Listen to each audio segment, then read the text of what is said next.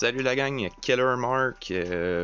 Aujourd'hui, petite vidéo sur l'assaut de char, principalement qui va vous donner un petit indicatif sur la marche à suivre pour venir à bout de le solo, donc de le compléter du début à la fin. Donc moi, pour ce faire, l'équipe que j'utilise, c'est Ray. On va venir ajouter à Ray CLS. On va utiliser C3PO. On va venir intégrer aussi Young Han. Et le petit dernier, ce sera BB8, ici comme ça. Donc voilà l'équipe. Pourquoi cette équipe-là? Chacun a un rôle particulier à jouer. Là qui va venir principalement être utile en phase 1 pour venir réduire la jauge de tour de Grievous. On va faire un petit manège aussi avec C3PO et Ray dans le même but. Avec BB8 bien sûr. Et Young Han, sa grosse particularité, c'est surtout le fait qu'il accumule ce qu'on va vulgariser par stacker. Il stack ses habiletés. Donc son attaque va aller de manière croissante du début à la fin. On va pouvoir le constater aussi d'ailleurs. Comme c'est un événement qui est sur 4 phases, il perdra pas ses stacks entre les phases non plus. Donc normalement c'est très difficile en phase 1 et rendu en phase 4, vous allez voir la vitesse à laquelle ça va aller, ça va être assez impressionnant, merci. Donc au début, je dois y aller en mode manuel, je peux pas mettre ça sur automatique parce qu'il y a une petite procédure à suivre au début de la partie en phase 1. Le but ça va être de venir appliquer des stacks de confusion avec C3PO sur chacun des Magna Guard et sur le B2 ici. Donc on va baisser sa jauge de tour au B2 pour commencer, on veut pas qu'il prenne de tour d'attaque. Tout de suite on vient y appliquer un stack de translation, pas de translation, pardon, de confusion. On commence déjà à venir essayer d'apposer le prepare de Young Han sur nos autres personnages. Donc ça a échoué pour la première tentative. On va commencer aussi à mettre la confusion sur Grievous. On voit que la barre de tour des Magna Guard est à la hausse, mais pas celle de B2. Donc, on va attaquer Grievous comme ça. Bon, c'est à C3PO. On va revenir appliquer un deuxième stack tout de suite sur B2. Boum! Là, déjà à partir de là, à chaque fois qu'il va avoir une attaque secondaire qui va être faite par Ray C3PO ou BB8, normalement la jauge de tour de B2 va régresser plutôt que progresser.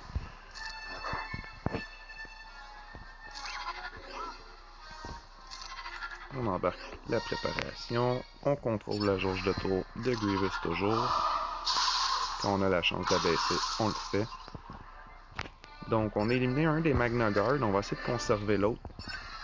Parce que le but, c'est de venir à bout de les conserver, mais qu'ils prennent plus aucun tour.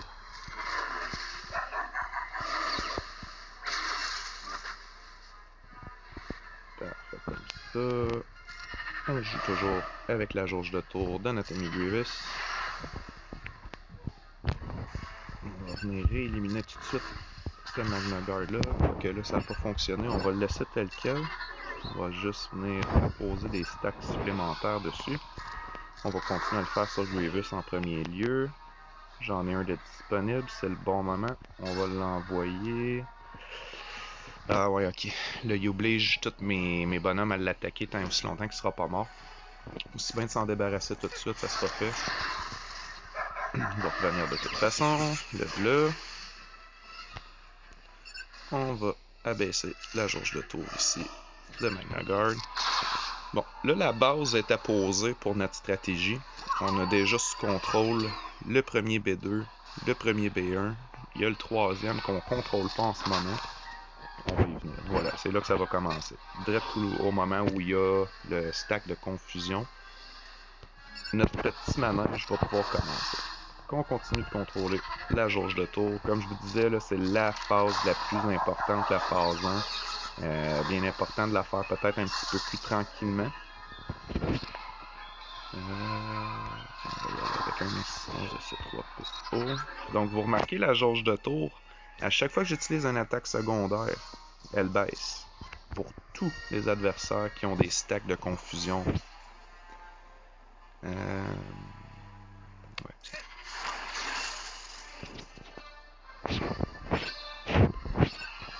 Donc, on contrôle encore une fois. Pas Magna-Guard, pardon, Grievous.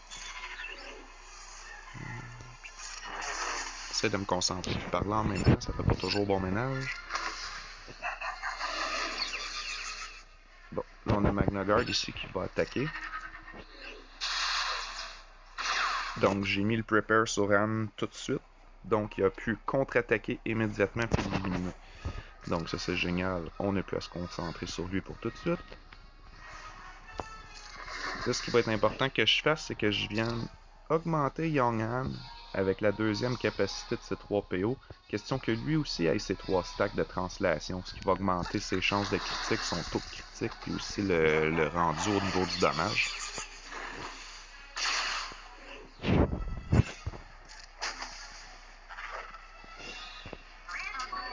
C'est important d'en contrôler au moins 2 sur 3 de ses alliés. Si vous n'avez pas la chance, là, comme moi, puis que ça va moins bien, puis qu'il en reste un qui est libre de ses mouvements, là, inquiétez-vous pas avec ça, c'est pas un drame, loin de là.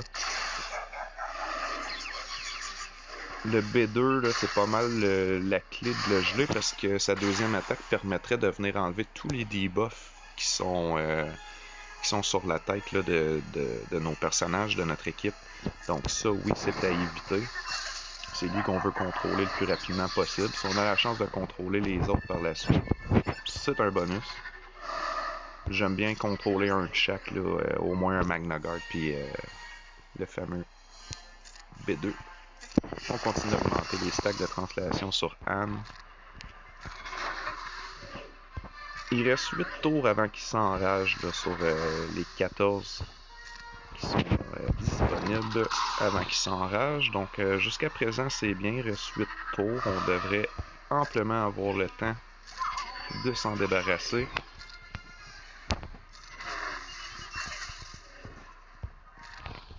Le petit dernier de translation sur Anne.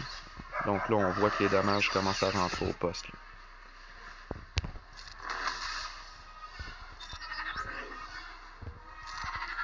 On prépare Anne en cas de besoin de contre-attaque. CLS qui fait des dommages très intéressants.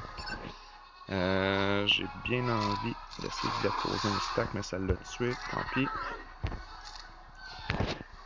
Donc, présentement, l'espèce de petit sablier bleu, je l'ai sur C3PO, je l'ai sur Young Han et je l'ai sur Rey. Donc, bien sûr, ma cible, ça va être soit BB-8, soit CLS. On va y aller avec CLS, comme il n'y a pas beaucoup de protection en ce moment, ça vient d'augmenter sa protection. Et là, ce petit sablier bleu-là, on va le garder pour la durée totale de l'événement. Donc, on n'aura plus à venir l'apposer. On va se servir de sa troisième attaque à Young Han pour juste remonter la protection de ses alliés en temps voulu lorsqu'on en aura besoin. On contrôle toujours sa jauge de tour. À la minute qu'on a l'occasion d'abaisser ça, on le fait. Donc les 5 personnages de mon côté présentement ont le petit sablier bleu. Il nous reste 5 tours, c'est très bien. On va faire une attaque masse à 6 ici avec ces 3 PO. Pour un beau total de dommages. On continue de contrôler la jauge de tour. Même chose, le 2 de CLS qui rabaisse complètement la jauge de tour.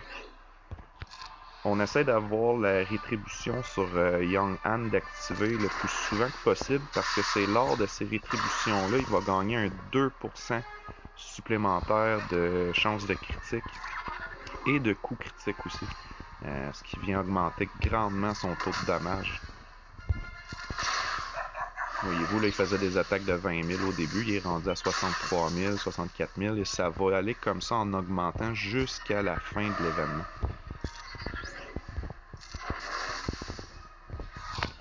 Une petite attaque masse à 6 comme ça. Il nous reste 4 tours. On est très bien parti. On n'a pas trop d'inquiétude à avoir.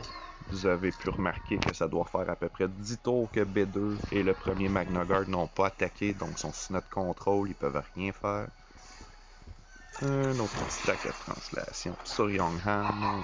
Ici, 6% encore à faire avant qu'il tombe. 3%. Et on devrait l'avoir dès maintenant. Donc, première étape faite. À retenir, on contrôle les droïdes. Ensuite, on s'assure que la jauge de tour de Grievous est toujours au minimum le plus possible grâce à CLS et la troisième attaque de Rey, on va pouvoir contrôler ça. Plus l'apport des stacks de translation et de confusion de C3PO qui viennent grandement aider la synergie.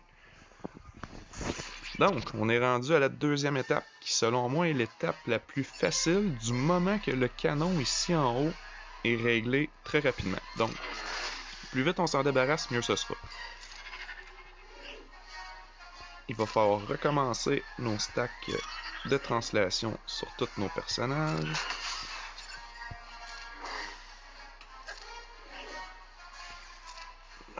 J'en ai-tu un qui a besoin de protection? Non. Voilà. Bon.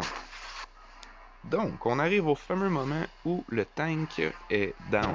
Donc, il y en a pour un certain temps à pas pouvoir nous attaquer. Un temps que nous, on va mettre à profit pour venir augmenter avec nos bonus. Toutes les perks verts au-dessus de nos têtes, autrement dit, la force de nos personnages. Si je te parle la matin, bâtard, qu'est-ce qui se passe? Donc, on veut avoir au moins un stack de translation par personne. Question que quand C3PO call son masse à 6, tout le monde peut s'y aller. On continue de venir appliquer un maximum de malus et de dommages.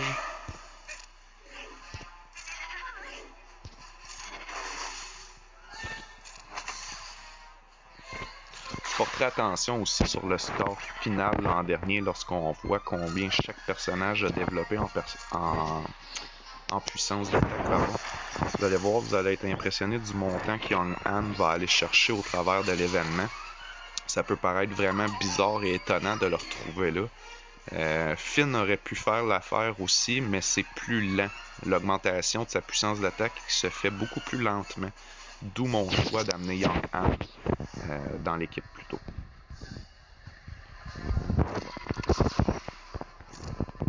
Un petit dernier, ça j'en ai.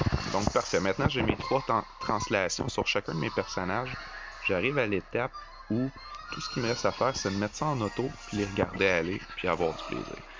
Je vais uniquement diriger leurs attaques sur les canons lorsque le tank se relèvera. C'est la seule chose que je vais faire pour cette phase-là. Je n'interviens plus d'aucune autre façon. Donc tout va se passer en automatique. On voit là un 225 000 qui viennent d'être appliqués en un coup par Young-Han. Ça continue de grimper, ça continue de se stacker.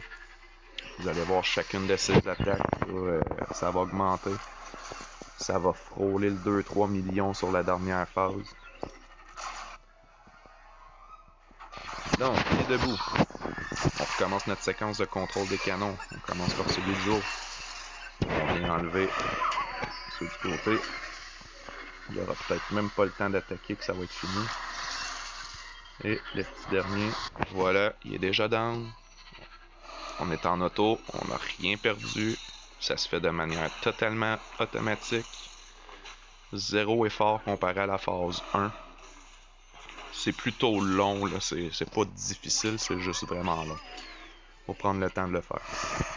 Les premières fois que je l'ai fait, là, je l'opérais totalement manuel du début à la fin. Prévoyez une bonne demi-heure, 45 minutes, c'est à peu près ce que ça prend si vous le faites en mode manuel et que vous sélectionnez l'emplacement de chacune des attaques.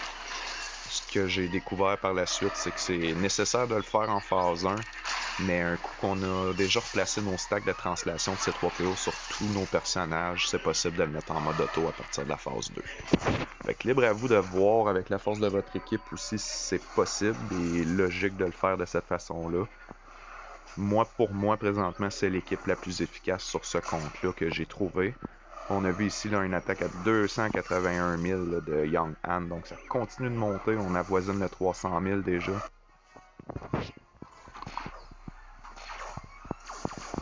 Pardon, petite gorgée de café. Donc, on contrôle toujours et encore notre fameux canon en haut. Immédiatement après, on va venir se débarrasser des canons secondaires. Et voilà, il est déjà down avant de tuer qui que ce soit. On continue. déjà 66%. On est déjà à 317 000 d'attaque sur Young Han. Ça monte à très grande vitesse. Fait que vous constatez déjà que la clé pour le reste des phases va être Young Han. Il y a une petite distinction à faire en phase 3. Là, on va venir jouer un petit peu comme à la manière qu'on a fait lors de la phase 1. Avec les stats d'exposition et de confusion de ces 3 PO. On va devoir les appliquer sur les droïdes de la phase 3. Je vais vous montrer tout ça.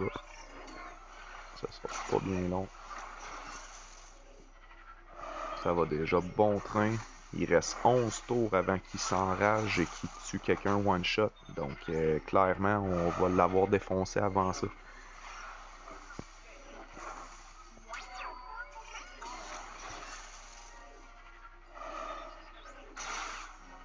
Ça, c'était son attaque de base à Young Han qui vient de scorer 105 000. Donc, une attaque qui normalement score une moyenne entre 17 et 20 000. Donc, elle aussi là, est en constante augmentation. C'est pas juste sa 3e attaque qui remonte. On contrôle encore une fois nos canons. Un coup que c'est chose faite, on recommence le manège.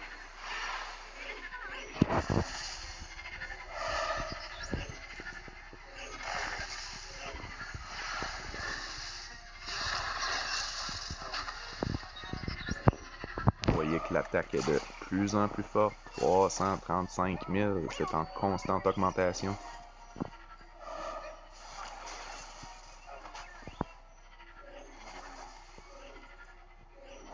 Donc à chaque fois qu'il y a le petit bouclier, le petit sablier bleu et qui est en mode Prepare Young Han, il va accumuler un 2% de stack supplémentaire sur ses chances de crit et sur son attaque. Ça l'augmente très vite, très vite. 376 000 maintenant. Vous allez voir là, quand on passe le million, c'est exponentiel. Là. 381 000. Ça monte, ça monte.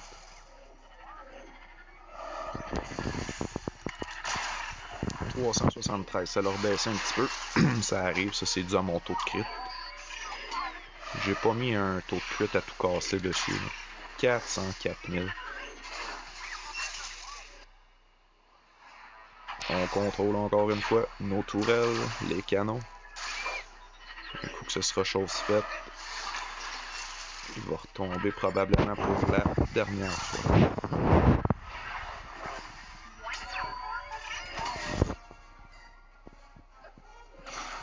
Dernière fois, j'ai dit non, peut-être pas. Je pense qu'il va se relever avant de mourir. Donc avant-dernière fois.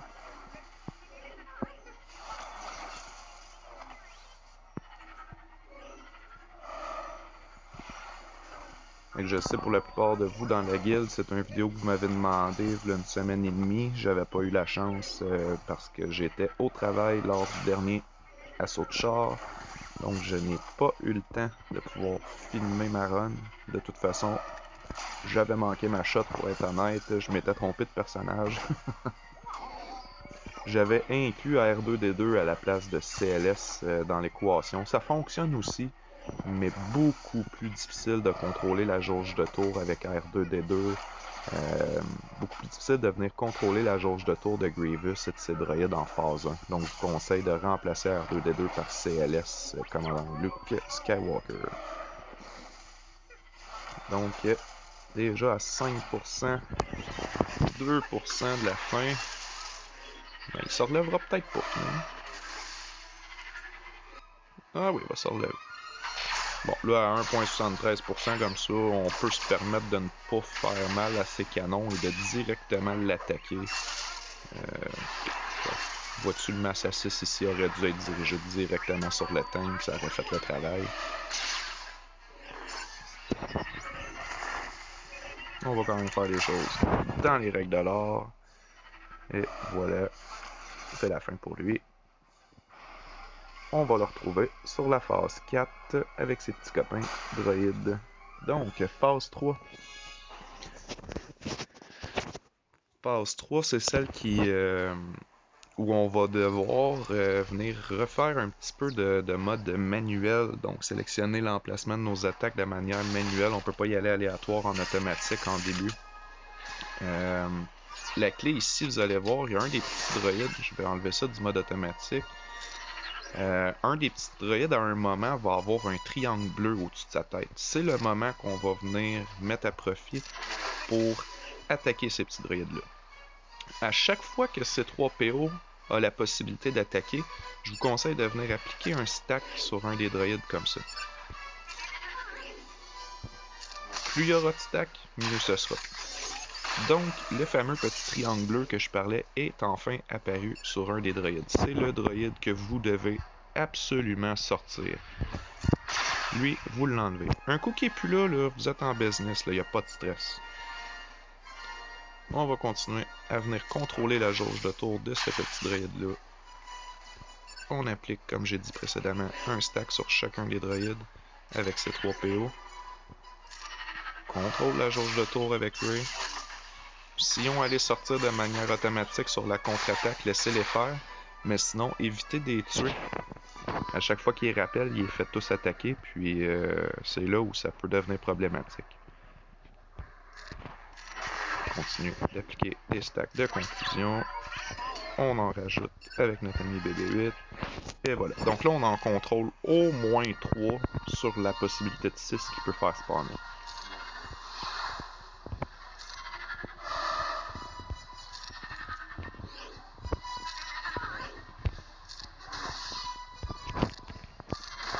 On continue notre travail au corps. On va l'avoir à l'usure. On peut rajouter des stacks. On va le faire. Puis on va prioriser de le faire aussi sur les droïdes, comme je mentionnais, sur ces petits B1 rouges.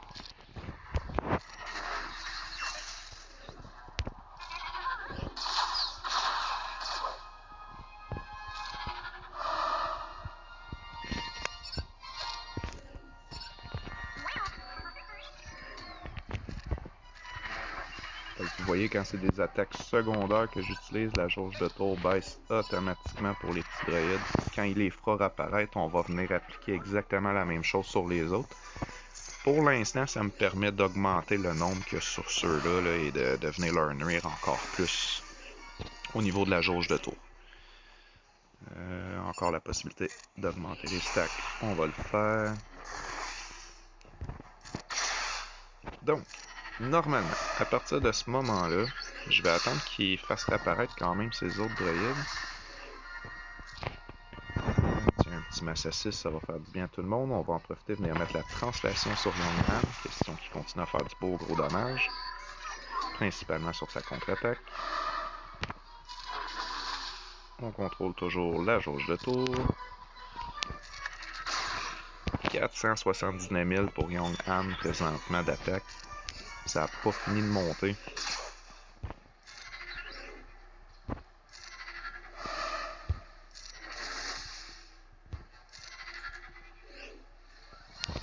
On continue de mettre des stacks de translation aussi sur notre ami Young-Han. Question de toujours grimper en efficacité sur son attaque.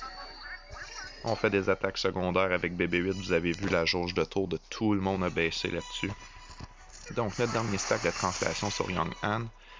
Et là, normalement, on est en business, les copains. Ça pourrait être en auto jusqu'à la fin, sans problème. 519 000. Ça grimpe, ça grimpe. Ce que j'attends là, avant de mettre ça en mode auto, c'est qu'il fasse réapparaître ces petits droïdes. Mais comme je contrôle très bien sa jauge de tour en ce moment, ça risque d'être long.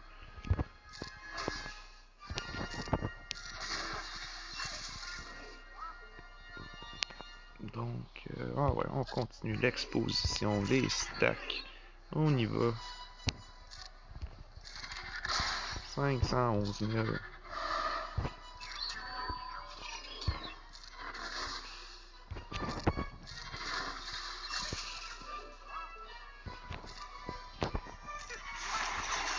Bon, ben c'est le moment. On met ça en auto jusqu'à la réapparition des droïdes. Puis rendu là, je vais continuer mon contrôle de ceux-ci avec ces 3 PO en appliquant plus de stats. Là, déjà qu'on en maintient 2 sur place, c'est excellent. Le jauge de tour a vraiment pas monté vite. On a eu le temps d'attaquer plusieurs fois avant qu'il fasse de même. Le but est réussi. Excellent, son mort à la contre-attaque. Ça nous a pas coûté de tour pour les tuer. On est sûr de concentrer le maximum de nos attaques sur ce fameux Battle Droid Rocket. Un robot de combat B2 modifié.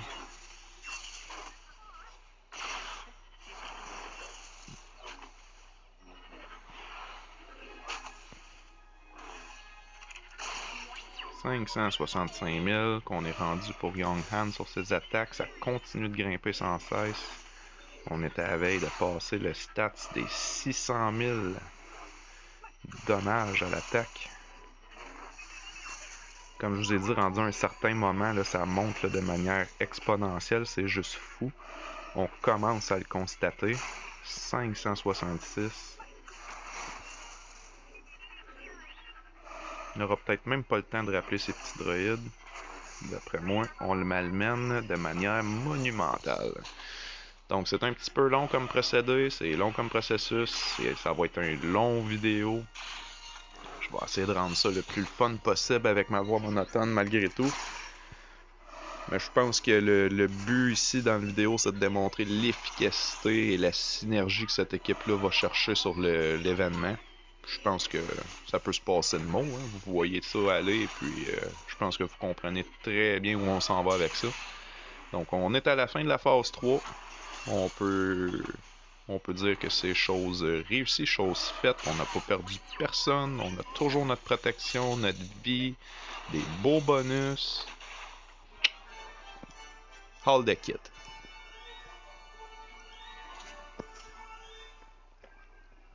Petite gorgée de café.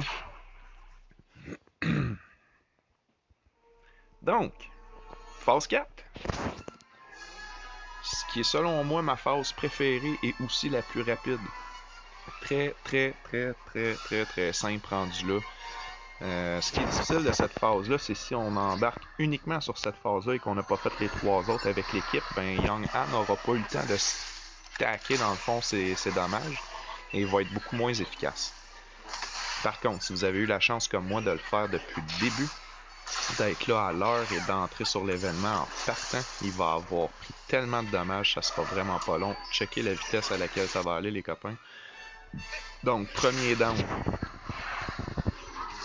Remarquez bien, il était à 100% de vie. On est sur le premier down. On va regarder combien de pourcentage on va avoir fait sur le premier down avant qu'il se relève. Donc on est déjà à 12%. Il n'est pas prêt de se lever tout de suite.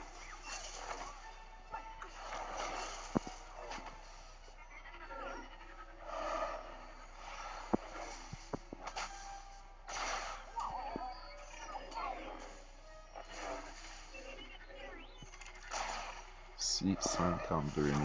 Je pense qu'il n'y aura même pas le temps de monter aux millions de dommages, tellement c'est efficace en ce moment, les dommages qui sont faits par les alliés. Je pense pas que Young Han va dépasser le million. J'ai pas l'air d'être parti pour ça.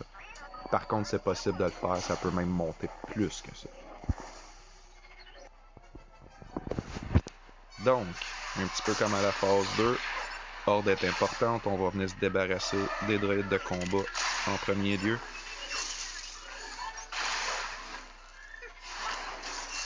De la tourelle ensuite. On se débarrasse des petits canons. Et le tour est joué. Donc, deuxième down. On voit là, on avait fait 65... On s'était rendu jusqu'à 65% pardon, lors du premier down. Ça fait quand même un 35% de dommages qui avait été fait. Quand même assez impressionnant. Ça veut dire qu'en théorie, il ne devrait pas tomber ben plus que 3 ou 4 fois avant qu'on passe au travers. Ce qui est très efficace, très rapide. On voit qu'on a 14 tours avant qu'il s'enrage. On va être bien en deçà de ça. 705 000.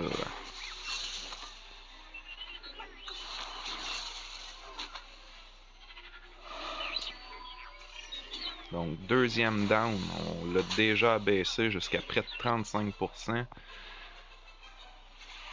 39, 39%, donc très bien. On va venir encore une fois diriger les attaques juste pour éviter que les B2, le danger c'est que si on les laisse en vie, ils vont utiliser leur deuxième attaque. Ce qui va faire en sorte de venir enlever toutes les buffs qu'on a sur nos personnages. Troisième down, on commence ça avec 38%.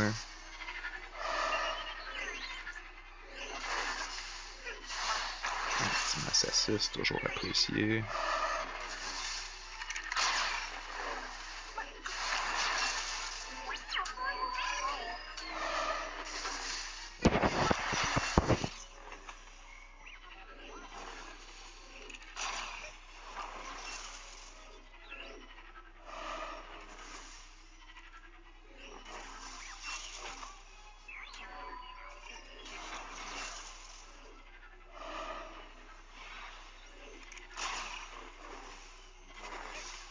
Ça sent la fin, je pense pas qu'ils se relèvent les copains.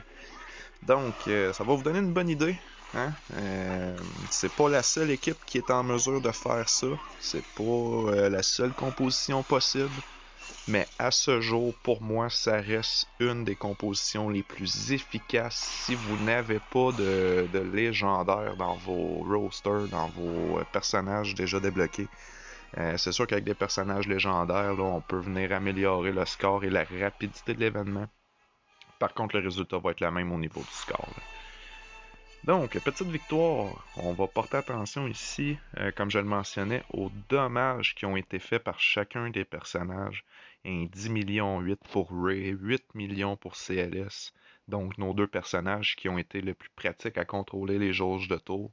Puis regardez ça, 24 millions sur Young Han. Donc, à lui seul, là, fait quasiment le total. Ben, pas quasiment, à lui seul, il fait l'équivalent de tous les autres membres dans l'équipe en fait de dommages. Pour un total de dégâts infligés de 48 346 000, qui est le maximum de points qui est possible d'aller chercher en solo round raid de A à Z. J'espère que ça va vous avoir aidé, que ça va vous avoir donné une bonne petite idée. Désolé pour ceux qui n'auront pas eu la chance de s'inscrire au pointage pour les bienfaits de cette vidéo-là. Heureusement, vous allez profiter quand même des récompenses. Sur ce, je vous dis à la prochaine et n'hésitez pas à me le demander pour plus de vidéos sur les sujets qui vous intéresseront. Ciao, ciao!